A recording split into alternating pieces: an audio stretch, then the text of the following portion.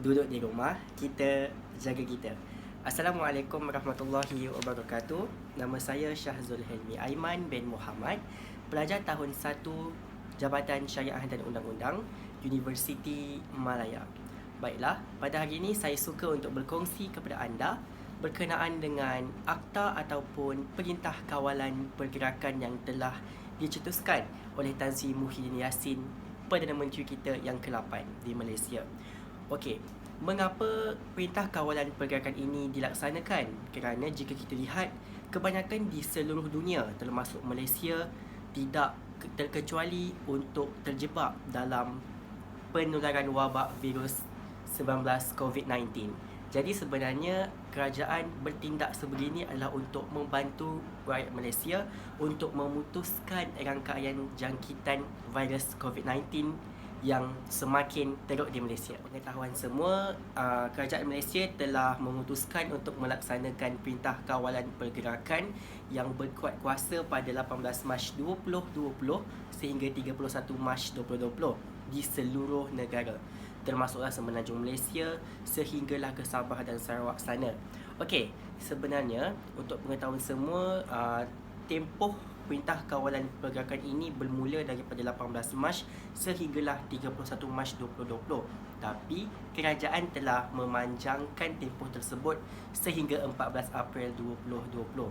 Sebenarnya mengapa kerajaan bertindak sebegitu? Kerana untuk menjamin Malaysia yang lebih baik dan sihat supaya rantaian COVID-19 itu dapat diputuskan daripada merebak ke seluruh rakyat Malaysia. Disebabkan itulah kerajaan memanjangkan tempoh perintah kawalan pergerakan. Jadi, selaku pelajar perundangan di Universiti Malaya, saya ingin mengatakan yang bahawa Akta Perintah Kawalan Pergerakan ini adalah di bawah Akta Pencegahan dan Pengawalan Penyakit Berjangkit 1988 dan Akta Polis 1967. Jadi, antara perkara yang meliputi Perintah Kawalan Pergerakan ini terdapat 6 perkara. Saya akan ceritakan kepada anda satu persatu. Perintah Kawalan Pergerakan yang pertama adalah larangan menyeluruh pergerakan dan perhimpunan ramai di seluruh negara, termasuk aktiviti keagamaan, sukan, sosial dan budaya. Untuk menguatkuasakan larangan ini, semua rumah ibadat termasuk masjid, surau, church dan tokong Cina ditutup. Kerana apa ditutup? Sebab untuk mengelakkan daripada masyarakat di Malaysia ini berkumpul beramai-ramai melakukan aktiviti ibadah. Kita sebenarnya bukanlah untuk menghalang masyarakat Malaysia untuk melakukan ibadah, tapi sebenarnya untuk mengekang rantaian COVID-19 ini semakin berleluasa di dalam kalangan rakyat Malaysia. Jadi kita perlu faham. Dan kebanyakan masjid juga dan surau telah ditutup berdasarkan mesyuarat Jawatan Kuasa Muzakarah Khas yang telah bersidang pada 15 Mac 2020, di mana setiap rakyat Malaysia perlulah menunaikan solat Jumaat di rumah bagi yang beragama Islam. Larangan yang kedua. Okey, larangan yang kedua merupakan sekatan menyeluruh semua perjalanan rakyat Malaysia ke luar negara.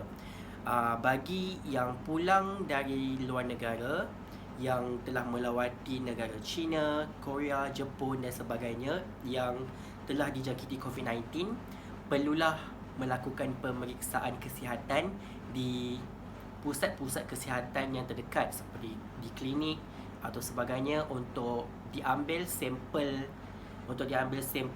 ujian tersebut untuk diuji sama ada positif atau negatif COVID-19. Dan hal ini juga amat penting supaya rakyat Malaysia tidak mudah merebakkan virus tersebut apabila pergi ke klinik-klinik kesihatan yang berdekatan. Dan apabila anda juga telah pulang dari luar negara, jika anda berasa kurang sihat dan sebagainya, anda cukup sahaja untuk melakukan self quarantine selama 14 hari di rumah. Larangan yang ketiga. Okey, larangan yang ketiga berkaitan dengan sekatan kemasukan semua pelancong dan pelawat asing ke dalam negara. Sekatan yang keempat, penutupan semua taska sekolah kerajaan swasta termasuk sekolah harian, sekolah berasma penuh, sekolah antarabangsa, pusat tahfiz dan lain-lain, institusi pendidikan rendah menengah ataupun pra-university. Okey, dan sekatan ataupun larangan yang kelima ialah penutupan semua institusi pendidikan tinggi sama ada awam maupun swasta serta institut latihan kemahiran di seluruh negara. Baiklah, larangan yang terakhir sekali iaitu larangan yang keenam ialah berkaitan dengan penutupan semua premis kerajaan dan swasta kecuali yang terlibat dengan perkhidmatan penting negara ataupun kita panggil sebagai essential services, iaitu seperti air, elektrik, tenaga, telekomunikasi, pos, perangkutan, pengairan, minyak, gas, bahan api, pelincir, penyiaran kewangan, perbankan, kesihatan, farmasi, pihak bomba, penjara, pelabuhan, lapangan terbang, keselamatan pertahanan, pembersihan, penguncikan dan bekalan makanan. Baiklah, itu merupakan antara enam elemen yang ada dalam Perintah Kawalan Pergerakan PKP 2020.